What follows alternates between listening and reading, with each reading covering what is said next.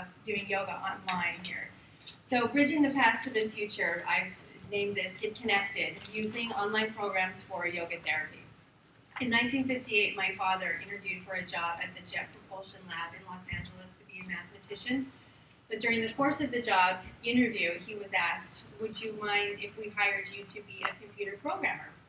And he said, sure, what's that? He had heard of computers, but he had never seen one before, and he had certainly had no idea how to program one. But he jumped on the opportunity to work with technology, and he accepted the job, and he became one of the first innovative computer programmers in the country. This is a picture of my father's actual computer. It's just, everything in that room is his one computer. And it's almost comical now to look at how far we've come, where we sit here now with a computer in the palm of our hands that is exponentially more powerful than this one supersized computer ever was. Computer technology has changed life as we know it, and the advent of the internet has revolutionized the way we do business, the way that we communicate, and it has become a globalized primary source of information.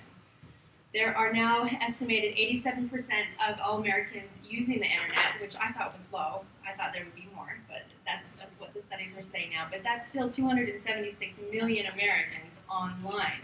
But why? What are they looking for? A recent study from Princeton University said that 72% of people online have looked for medical treatment. That's support groups, that's diagnostics, that's looking for answers, it's looking for medical practitioners. Now, this availability of medical information online gives us, as online users, opportunities and conveniences, but as medical practitioners, it is a threat to the old way of practicing medicine. And if nothing else, it has required medical practitioners to revise the way that they present information so that they can engage with online users. So how has this affected yoga? Yoga Journal reports that now there are 20.4 million Americans that practice yoga, and that's up 30% already in just 4 years.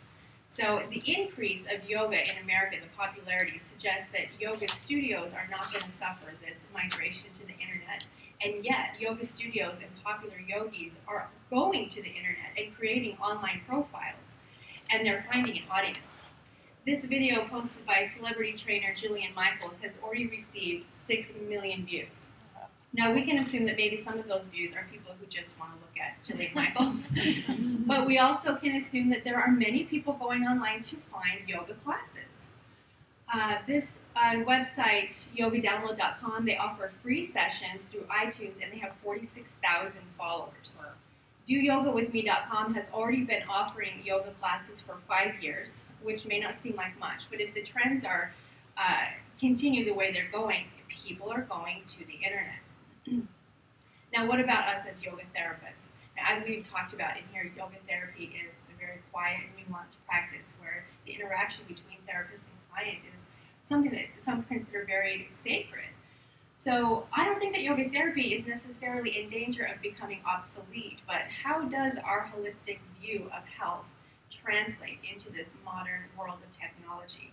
Are we in danger of being replaced by this? I am your yoga therapist. Let me teach you about the chakras. I don't know, and I hope not, and I don't think so. And a recent conversation with other yoga therapists, and even some of the conversation in this room today, suggests that we are excited to see yoga therapy emerge into the mainstream culture. We want to see it more integrated into allopathic medicine. So maybe our access point to the Western world is through the internet. We can still practice yoga therapy and but we can meet our clients and connect with clients online. So I found myself in this position 2 years ago when I was hired by a company called Wello to teach yoga classes online. I've been teaching yoga for 13 years, and I had never heard of online yoga, but I felt like it was something very innovative, and it kind of felt like the way of the future. So much like my dad, I accepted the job, but I wasn't really sure of anything about it. So Wello.com is an online fitness website where you can go online and you can find a trainer. Let me just show you a little bit how it works. You can find a trainer, see the classes that they offer, and the time that the class is offered. So you can sign up with the group class, or you can pick an individual trainer and go to their profile and see what hours they have up, and you can book a one-on-one session. So when we come up and we're ready for the session, our images are side by side. We can see each other, we can hear each other, and they get their own private individual session on Wello. It's convenient for me because I can set my own hours and I can literally work from anywhere in the world. I was on vacation in Morocco and was still able to lead a group session. And this very morning in the hotel lobby at 4 a.m., I taught a client online. I have another session tonight. So it's very convenient for me. In addition to just yoga, I started teaching yoga therapy group workshops on Wello. And then earlier this year, I started taking private yoga therapy clients on Wello. Wello is not the only company that offers this kind of therapy, or not therapy, this kind of training. There's Yoga Glow, How, My Yoga Online, Yoga Vibes, and also even Gaiam and Lululemon offer free classes online. The advantages to working for a company like this are that they handle the advertising, they do all the marketing, they manage your payments, and they maintain the website. But the disadvantages are that they do take a percentage of your pay, and sometimes they limit the kind of classes that you are able to offer. So with these limitations in mind, I began to realize if I could get yoga therapy clients through Wello, perhaps I could also get other people to join me online. So I started my own company called Mind and Body Yoga Therapy, and it's an online company, and I've been taking clients there, and primarily online. So when I start meeting with a client online, the first thing that I find out is if they can use Skype. So how many of you in here are familiar with Skype? Yeah, almost everybody. It's such a globalized program now that most people are familiar with it, but not everybody is. And so I make sure that we have all of the equipment set up, that I have all the equipment and that they have the equipment. This is what you need: a laptop or a desktop. Laptop is usually easier. They need a camera, whether it's internal or external, and then a microphone, internal or external. I use this giant snowball, it's called microphone, so they can hear me. And then you need speakers, whether internal, external. Now you would think that this is common knowledge, but you'd be surprised how many people don't understand this and really need help setting it up. And I'm always willing to work through this with my client via email or even a phone call to make sure that they're set up. And they're willing to purchase the hardware because they can see the benefit of using this to communicate with their family and friends in addition to the yoga. Once we're all set up, then we make our appointment and we meet. And this moment of meeting is always a special moment for me. I enjoy seeing them and seeing their face after we've communicated through email. It is a little bit odd to meet somebody through Skype and not be able to shake their hand or extend that usual warmth that you get when you meet somebody in person. So I try to make my client feel comfortable by chatting a little bit and talking about them. And just making them feel comfortable. We also spend some time making sure we can each see each other's face and see each other's yoga mats. The other feature that I like to use is photo booth. And if I'm doing an asana sequence with my client, then I will, with their permission, I will record myself as I teach them. And then when I'm done, I send that recording to them in an email, and then they have their own personalized private class that they can use at home to work with. There's other programs you can use as well, but Photo Booth has been the easiest one for me. The other feature that I like about Skype is this messaging system. If our appointments are far apart, I like to send them a video reminder. This is a reminder I sent to my client, Lois, who has a cat named Captain that always joins our sessions. So this was her video reminder. Oh, there's no audio for it.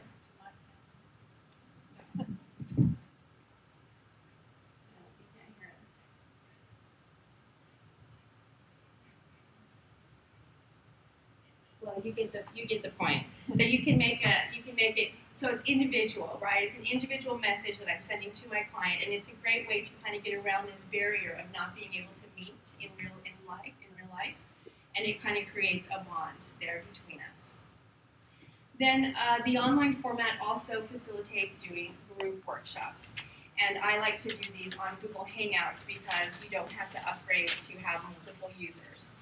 When I do a group workshop, the participants will sign up for the class via email, then they'll pay me via PayPal, and when it's time for the class to start, I send out a message through email, and they join the call that way. This is a screenshot from my last workshop. Just kidding, that wasn't I wish he would come to my group workshop. But even he's doing these Google Hangouts, and this is the basic format of what it looks like, and you can switch from the view of who's big on the screen. The group setting is sometimes intimidating for people who are new to yoga or maybe who feel embarrassed about the way they look.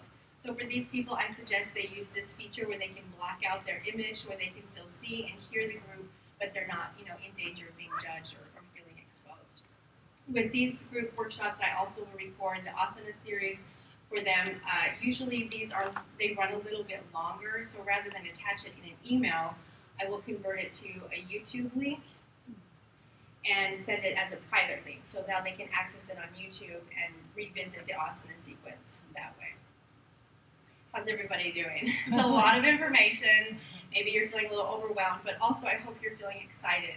There are so many opportunities online for yoga therapy, but it is hard to know where to begin. It is an investment of your time and your energy, and you may be wondering if it's worth it. So let's go over some of what I believe are the advantages to teaching online.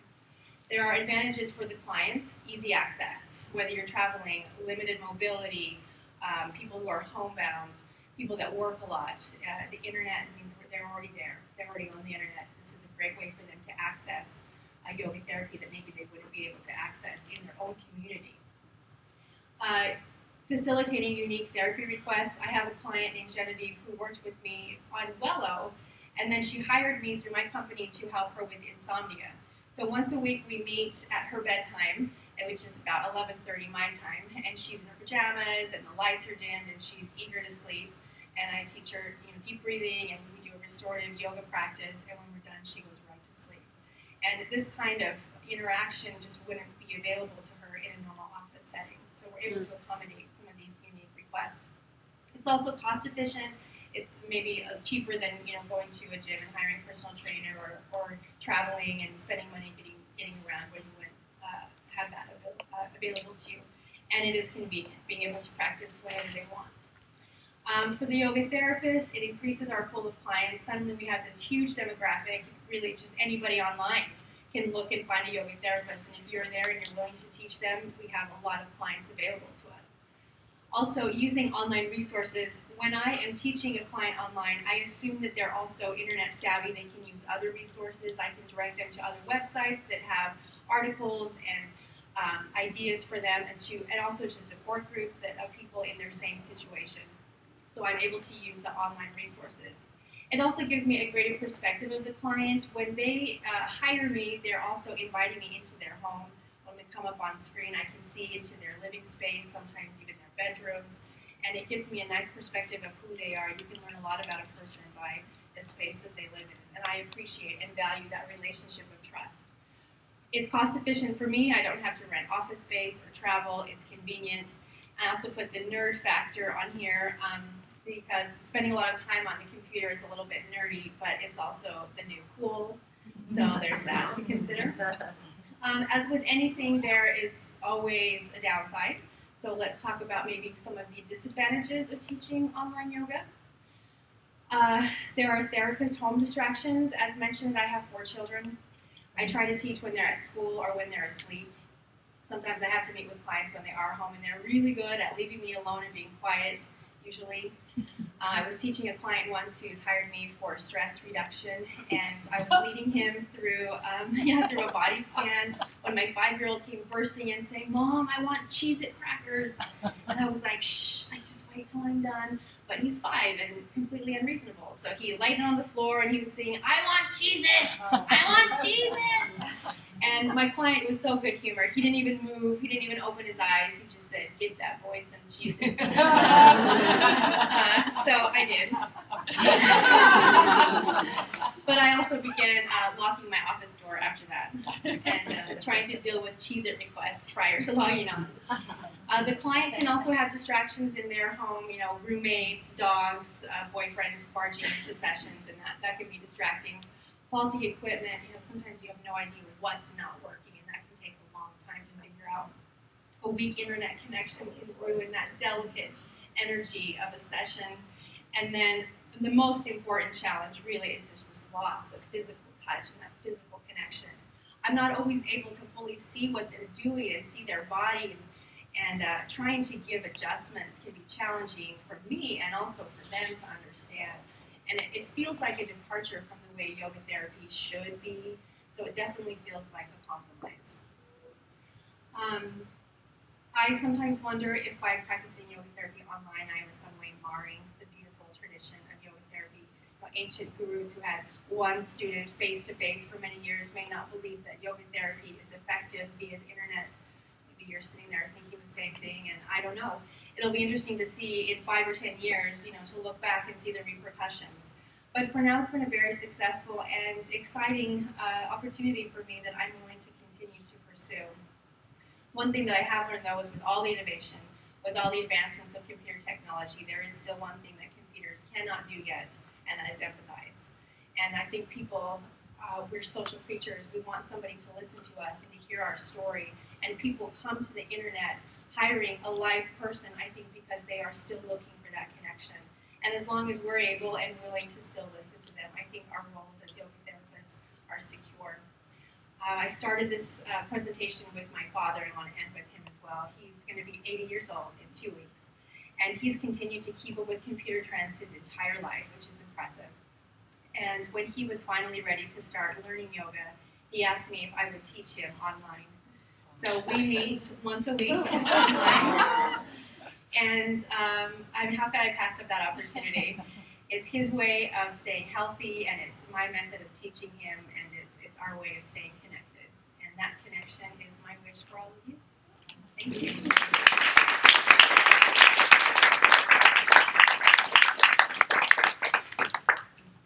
That was just awesome, so inspiring.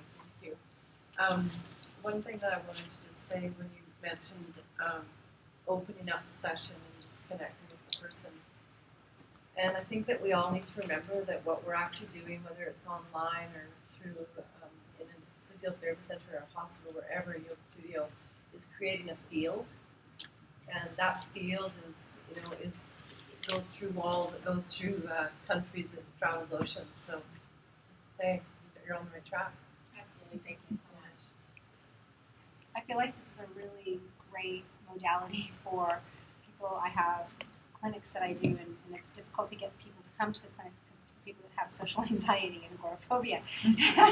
And it's really hard to get them to, it's a 4-week program, and it's like they'll come 1 week and the next week they're like, I'm not coming out. So I think this is a really great modality for that, and I congratulate you on kind of pioneering something like that, because I never even thought of it before. Yeah, thank you. How does insurance cover you for this? I think it's a great idea, and the big thing is, like, have you talked to the insurer who insures you, and they've said, I will insure you if someone gets injured with this?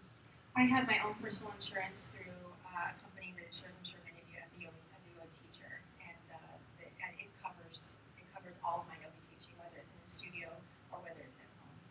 No, I mean, have you specifically asked them, will they cover you if someone gets injured with the online teaching? I haven't. Okay. Good question. Please do that. Yeah. Because I know I'm a physical therapist, and I know in Canada, I've asked my insurance company about whether I can teach people through Skype, do physical therapy, and it's absolutely not. It's not covered. No way. But that may be because it's of regulated health professional insurance, Yeah. so it may be very different here. It would be good to make sure you're covered. I will do that. Thank you. Physical therapy Because that is a by risk. contact. It's a risk we So all take. these one-to-one contact, so I don't think. Well, exactly, yeah, because the definition of physical therapy includes a physical assessment of a person, which you cannot do here. That's why they said no. Actually, I think that it goes with you, because I did look into that at one point, and I think that insurance through, well, depends on which one you have, but it covers you wherever you are. So I think it might, the yoga insurance anyway, but it's worth an looking into. interesting topic, yeah. Thank you. This is very informative. And one thing that came to mind is the growing trend of telemedicine, which I don't know if you've heard that term. I'm alumnus of Michigan State, and they definitely have that program going on. So I know a number of medical professionals that are practicing medicine, and that. Oh, you mean like doctors who will consult with their clients through Skype? Or actually, the EOS guys, and then you can also have the GE MRI results just show up right there. And It's amazing. yeah. But well, first I want to point out that in terms of yoga studios, being from New York City, like a number of them are closing. Like Leda Brower, your yoga is closing this month. But she's got a lot going on for her. I'm curious, and I don't want to put you on the spot, but in general, like, I would assume that Wella determines a rate for you, or were you able to negotiate, and then? They have a scale of your experience Okay. and how many years you've been teaching, and all the way up to a professional, like I think we call them celebrity trainers. So from there all the way to beginners, and so you fit somewhere along that scale, and that's how you are paid. So there are limitations with that. You have to accept their payment, what they said. Well, the rest of us in the studios accept the Groupon payments. Yes, yes, there's that. Any more questions? Do you ever have people that, in order, like you said, you can't quite see things like moving and even adjusting is really hard online.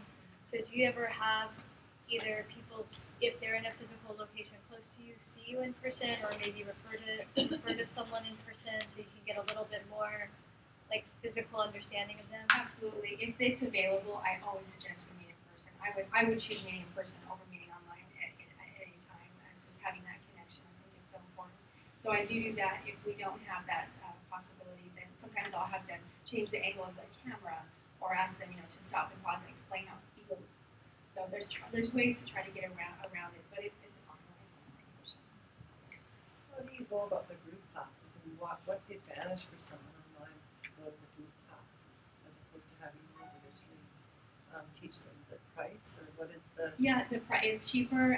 They're more workshop settings like metabolic disorder, weight loss management, stress reduction. Those are some of the workshops I've offered where we do specific asanas for those things, but then we also have lecture and discussion. And do you People love the advertise discussion part of it. through it? Like, how do you let them know that? How do you like showcase a group class that's coming out? Do you newsletter? Or Yeah, so I mean that's marketing. That's a whole Yeah. other workshop, class. Yeah, for sure. And I'd be willing to talk to you about Yeah. that. Since you brought up telemedicine, I just wanted to mention that I work on a part-time basis for the Veterans Administration in California, and we do have telehealth, and I teach via telehealth 2 times a week, so we're able to reach out to veterans in remote locations that have no access to yoga. And, we've done kind of very rudimentary surveys, how did you feel after X number of weeks of yoga, and it's been very positive. And I can't always see them. I get sometimes in some of the locations I can see them fairly well, and others, but depending on the room they're in, I can't see them very much at all. Yeah. But I'm blown up huge on the screen. Thankfully, I've never seen myself. I don't know. Embarrassed, to say the least. But anyway, they've enjoyed it. It's been successful. And especially there's a stigma for some people, some demographic groups who going to yoga class. It feels foreign to them, but being able to work out one-on-one where it's very private is appealing to a lot of people. Well, these are groups. Oh, They're yeah. group classes. Yeah, even in groups. Yeah. Yeah. All right, thank you so much.